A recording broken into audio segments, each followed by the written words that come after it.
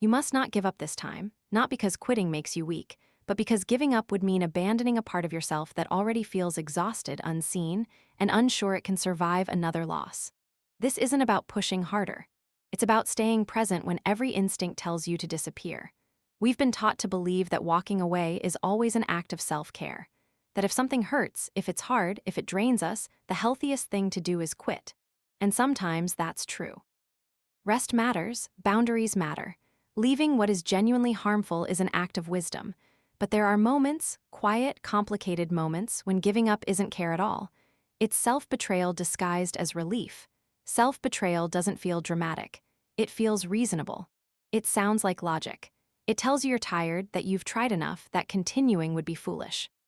It promises peace, but what it often delivers is a deeper ache, the kind that shows up later as regret, resentment, or a lingering sense that you abandoned something important inside yourself. When you give up too quickly, you don't just leave the task or the dream behind. You leave yourself. You teach your nervous system that discomfort is a signal to disappear rather than stay present. You reinforce the belief that you are only worthy of commitment when things are smooth and predictable. Over time, that lesson erodes trust in yourself.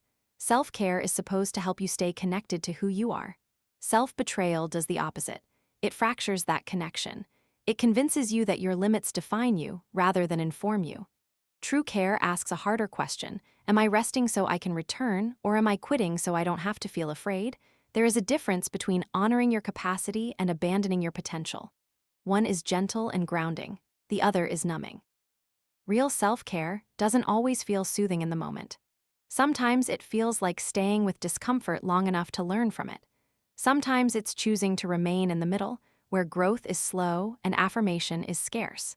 Giving up becomes self-betrayal when it teaches you that your fear gets the final vote, when it tells you that uncertainty is unbearable and that you can't be trusted to navigate it. Each time you walk away from something that matters because it's uncomfortable, you quietly lower your belief in yourself. Caring for yourself doesn't mean protecting yourself from every hard feeling. It means believing you are resilient enough to face them without disappearing. It means staying curious instead of defensive, committed instead of avoidant. Sometimes the most radical act of self-care is not leaving, but staying with honesty, compassion, and the refusal to abandon yourself. We often wait for confidence before we act. We tell ourselves we'll speak up when we feel ready, try again when we feel sure, keep going when we believe it will work. But confidence is a luxury. It shows up after clarity, after success, after reassurance. Courage, on the other hand, arrives when all of that is missing. Courage begins when confidence is gone. When confidence disappears, what's left is exposure. Doubt. The awareness that you might fail, be misunderstood, or fall short. This is the moment most people retreat, not because they don't care, but because uncertainty feels unsafe. Yet this is exactly where courage lives, not in certainty, but in willingness. Courage is choosing to show up when your voice shakes. It's taking the step without knowing the outcome. It's admitting you don't have it all figured out and refusing to let that stop you. Confidence says, I know I can do this. Courage says, I don't know, but I'm still here. When confidence fades, the stories in your head get louder. They question your worth, your timing, your ability. Courage doesn't silence those stories, it moves forward alongside them. It acknowledges fear without allowing fear to decide. That's not recklessness, that's self-trust in its earliest, most fragile form. We misunderstand courage because we associate it with boldness and strength. But real courage is quiet. It's often invisible. It looks like trying again after disappointment. It looks like staying present in a conversation you'd rather avoid. It looks like continuing even when you're unsure you belong. Confidence is often built on evidence. Courage is built on values. You act not because you feel capable, but because you care. Because walking away would cost you more than staying. Because your integrity matters more than your comfort. Every meaningful change in your life likely began at a moment when confidence was absent. You didn't feel ready. You felt scared. You felt uncertain. And still, you moved. That movement didn't come from belief in success. It came from belief in yourself. Courage is not the absence of fear or doubt. It's the decision that fear and doubt will not define the limits of your life. When confidence is gone, you are stripped down to intention and choice. And that is where courage is born, raw, honest, and powerful enough to carry you forward before confidence ever catches up. We talk a lot about knowing when to walk away, but we rarely talk about the strength it takes to stay. Staying doesn't get the same praise. It isn't dramatic or decisive. It doesn't come with instant relief. And yet, staying, when done with awareness and integrity, can be one of the deepest acts of self-respect you will ever practice.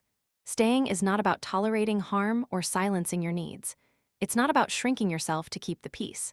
Self-respect never asks you to endure what diminishes. Staying becomes an act of self-respect when it is rooted in choice, not fear, when it is aligned with your values, not your wounds. To stay is to say, I matter enough to remain present with what I care about, even when it's uncomfortable. It means you believe your efforts are worthy of continuation, even when results are slow or invisible. It means you trust yourself enough to navigate complexity rather than escape it. Walking away is sometimes necessary. But when staying is right, leaving too quickly can quietly undermine your relationship with yourself. It can teach you that discomfort is a threat rather than a teacher, that you are only committed when things feel good. Over time, that lesson erodes self-trust. Staying requires boundaries. It requires honesty. It asks you to check in with yourself and decide, again and again, whether this is something you are choosing, not something you are trapped in. Self-respect lives in that ongoing consent. It lives in the clarity that says, I am here because I want to be, and I can leave if I need to. There is dignity in seeing something through, not to prove your worth, but because you know it's aligned with who you are becoming. Staying honors the version of you who began with hope, curiosity, or conviction. It says that your intentions were meaningful, even if the outcome is uncertain. Staying also means allowing yourself to be seen in the middle, before mastery, before success, before confidence returns. That visibility takes courage. It's easier to disappear than to remain unfinished, but self-respect grows when you refuse to vanish just because the process is messy. To stay, when staying is true, is to stand with yourself. It is the quiet declaration that you are worth the effort of continuing. Not endlessly, not blindly, but honestly, deliberately, and with the unwavering belief that you do not abandon yourself when things get hard. Somewhere along the way, many of us learned that to be worthy, we had to be composed, capable, and in control. We learned to hide our uncertainty, apologize for our emotions, and power through pain as if being human were a flaw to correct rather than a truth to honor. And quietly we began to believe that our struggles disqualified us from belonging, from succeeding, from continuing. But being human is not a disqualification. It is the requirement. Being human means you get tired. It means you doubt yourself. It means you feel deeply, sometimes more than you know how to manage. None of this means you are failing. It means you are alive and engaged in something that matters. The idea that strength looks like constant composure is a myth that keeps people silent and disconnected. We often treat vulnerability as evidence that we are not ready yet, not strong enough, not healed enough. But vulnerability is not a delay, it is the doorway. It is how you learn what you need, where your limits are, and what truly matters to you. Without it, you are performing strength rather than building it. Being human means you will make mistakes while learning.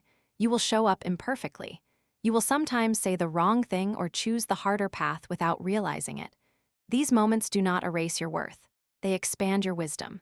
They shape your capacity for empathy, resilience, and self-awareness. Disqualification comes from believing that only the polished version of you is allowed to participate. That belief keeps you waiting for a future version of yourself who never actually arrives. Growth doesn't happen after you stop struggling. It happens because you are willing to struggle honestly. There is courage in admitting you don't have it all together and staying anyway, in asking for help without shame, in acknowledging your fear instead of pretending it isn't there. These are not signs of weakness. They are signs of engagement and integrity. You are not meant to be invulnerable. You are meant to be real. Your emotions are not a problem to solve. They are information to listen to. Your exhaustion is not a failure of character. It is a signal that you've been carrying something heavy. Being human means you will falter, pause, and question yourself. And still, you are allowed to continue. You don't need to earn the right to belong by being flawless. You don't need to prove your worth by suppressing your humanity. You are already qualified, not because you are perfect, but because you are present. The beginning is full of energy. The ending, if it comes, brings clarity and relief. But the middle, quiet, uncertain, and uncelebrated, is where most people quit. Not because they are incapable, but because the middle offers no applause, no clear milestones, and no guarantee that the effort will be worth it. In the middle, the excitement has worn off and the outcome is still out of reach. The vision that once felt alive now feels distant. Progress slows, doubt grows louder and the work starts to feel repetitive and heavy. This is the space where motivation fades and discipline is tested, not in dramatic moments, but in ordinary, tiring days. The middle asks for patience without proof. It asks you to keep showing up without reassurance. And for many people, that feels unbearable. We are wired to seek results, feedback, and validation. When those things disappear, the mind begins to question the value of staying. It whispers that quitting would be easier, smarter, more efficient. But the middle is not a sign that something is wrong. It is a sign that something is unfolding. Growth rarely announces itself while it's happening. Most transformation occurs beneath the surface, invisible even to the person experiencing it. The skills, resilience, and self-trust you are building in the middle often don't reveal themselves until much later. Quitting in the middle doesn't just stop the process, it interrupts your relationship with yourself. It teaches you that your commitment depends on comfort and certainty. Over time, that pattern can erode confidence, making each new beginning feel heavier because you don't trust yourself to stay. Staying in the middle requires a different kind of strength. Not intensity, but steadiness. Not enthusiasm, but endurance. It means redefining success as consistency rather than momentum. It means honoring effort even when it feels small. The middle is where you learn who you are when no one is watching, where you practice showing up without external rewards, where you discover that you are capable of continuing even when it's boring, confusing, or slow. Most people quit here because the middle doesn't feel like progress. But it is.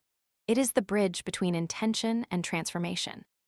If you can stay, without rushing, without numbing, without abandoning yourself, you give yourself the chance to reach an ending that reflects not just achievement, but integrity.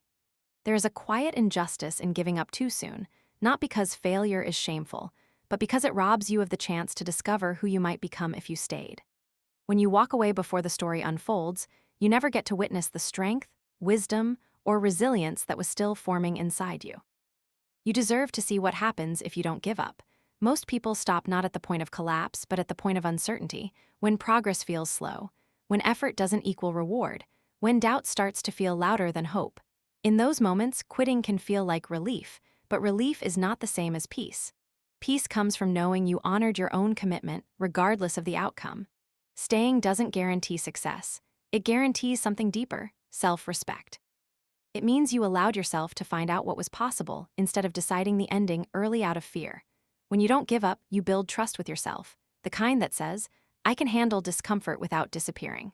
You deserve to see how much stronger you become through consistency, how courage grows quietly when you keep showing up, how clarity often arrives only after confusion has been fully lived through. These things don't reveal themselves at the start. They emerge only if you stay long enough. Not giving up doesn't mean forcing yourself beyond your limits or ignoring your needs. It means staying honest. It means adjusting without abandoning. It means resting without quitting. There is wisdom in pacing yourself, in learning how to continue sustainably rather than dramatically. When you give yourself the chance to continue, you also give yourself permission to evolve. The person you are at the beginning is not the person you are meant to be at the end. But if you leave too early, you never meet the version of yourself shaped by perseverance. You deserve to see what happens when doubt doesn't get the final word, when fear is acknowledged but not obeyed, when you choose curiosity over avoidance and commitment over escape. Even if the outcome isn't what you imagined, there is dignity in knowing you stayed long enough to learn, to grow, and to finish with integrity. Don't deny yourself that experience. You deserve to see what happens, not because you owe anyone success, but because you owe yourself the truth of what you're capable of when you don't give up.